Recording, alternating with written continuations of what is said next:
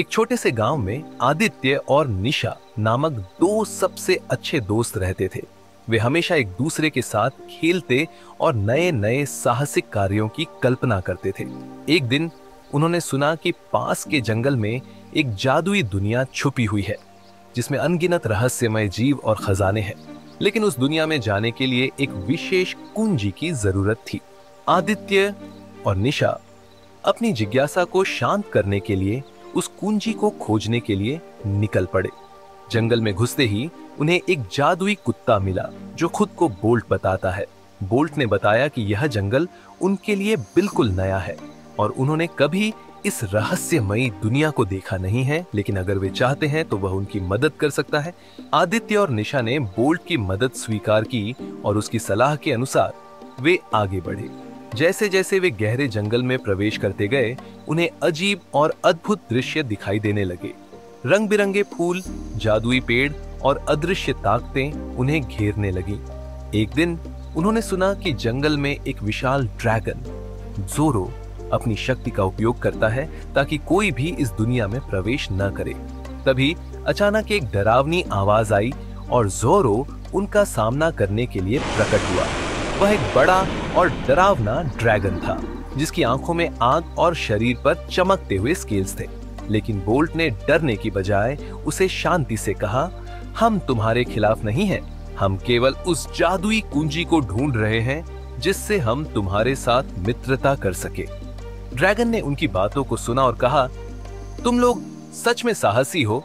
अगर तुम मेरी परीक्षा पास कर सके तो मैं तुम्हारी मदद करूंगा। ड्रैगन ने उन्हें 3 चुनौतियां दी। 1, जंगल के सबसे पुराने पेड़ से एक जादुई फल लाना होगा। 2, नदी में बहने वाली एक रहस्यमयी चाबी को ढूंढना होगा। और 3, जंगल के अंदर एक खोई हुई जादुई किताब को खोज कर लाना। आदित्य और निशा ने हिम्मत नहीं हारी। बोल्ट के साथ उन्होंने पहले चुनौती का सामना किया। वे जंगल के सबसे पुराने पेड़ के पास पहुंचे जहां से जादुई फल लेने के लिए उन्हें एक गहरी खाई पार करनी पड़ी। आदित्य ने पहला कदम बढ़ाया, लेकिन खाई की गहराई देखकर वह थोड़ा डर गया। निशा ने कहा, हम एक साथ हैं, हम इसे कर सकते हैं।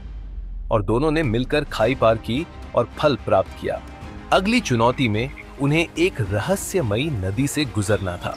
नदी के पानी में एक चमकदार चाबी तैर रही थी, लेकिन पानी में कुछ खतरनाक प्राणियों का भी घर था।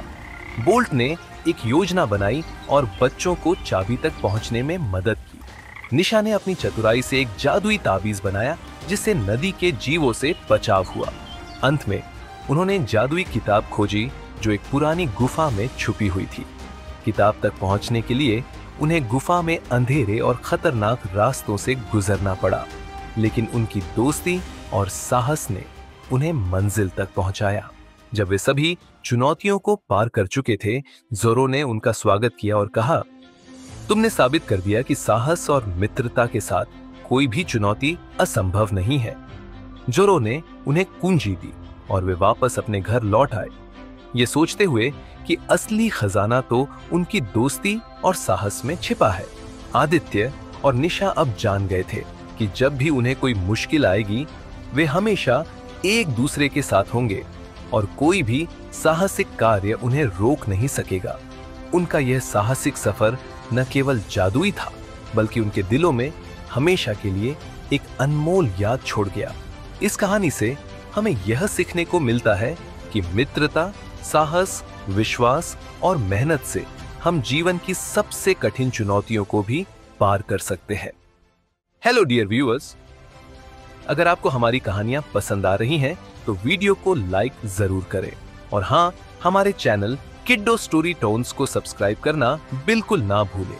सब्सक्राइब करने से आपको हमारी हर नई कहानी का नोटिफिकेशन सबसे पहले मिलेगा, ताकि आप हमारी वीडियो सबसे पहले देख सकें और मजा उठा सकें। तो देर किस बात की, अभी सब्सक्राइब करें और हमारी कहानियों का हिस्सा बने। धन्यवाद।